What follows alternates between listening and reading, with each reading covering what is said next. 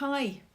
Today's prayer is in 1 Samuel chapter 2, just a few verses on from yesterday's prayer. Yesterday we heard about Hannah's sacrificial prayer, how she prayed for a child, a son, promising that he would be dedicated to God all of his life.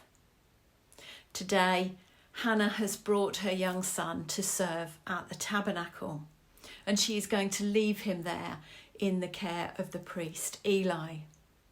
He would have been very young, maybe just a few years old, and you would have maybe thought that Hannah should have been sad, but she prays, expressing her gratitude to God for answering her prayer. This prayer is in the form of a hymn or song, which makes it no less of a prayer. It is still an expression of Hannah's heart to God. The first few lines are about how Hannah is feeling. She says, "The Lord has filled my heart with joy. How happy I am because of what he has done." In another version, it says, "My horn is lifted high." And the horn referred to is symbolic. Like the horn of an animal is strong, Hannah is saying that she feels strong because God has heard her prayer and answered her. Next, Hannah honours God by remarking that he is holy, that he is strong, reliable and everlasting, that he is the rock. And in the third verse, Hannah continues to honour God by declaring that he is all-knowing and will judge all people. Not only has God made Hannah feel strong by answering her prayer, Hannah believes this is for everyone.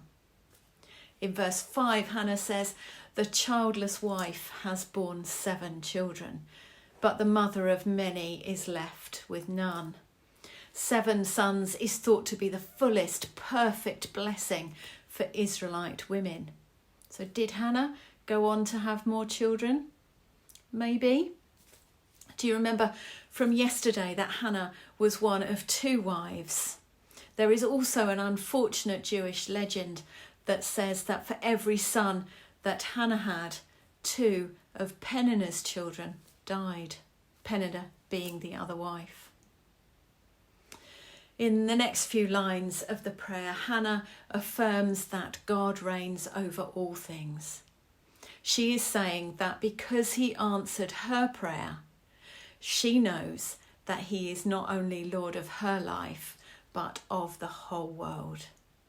Because God has answered her prayer, Hannah deduces that God looks out for and cares for all those who love him.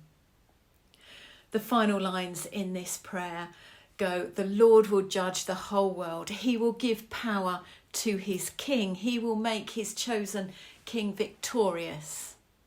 Now, at the time, Israel was guided by judges, some more successful than others. Samson was a judge, and Samuel grew up to be a judge too.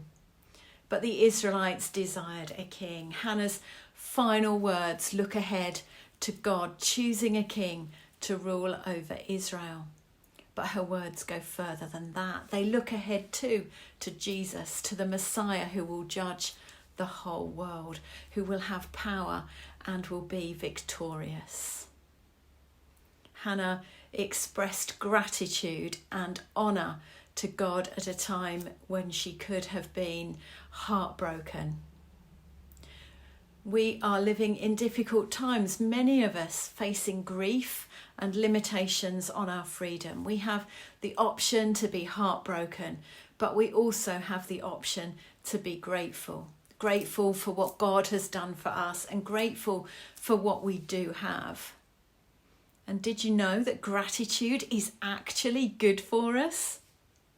Studies have shown that gratitude improves our physical health, our mental health. It helps us to sleep better and it improves our own self-esteem.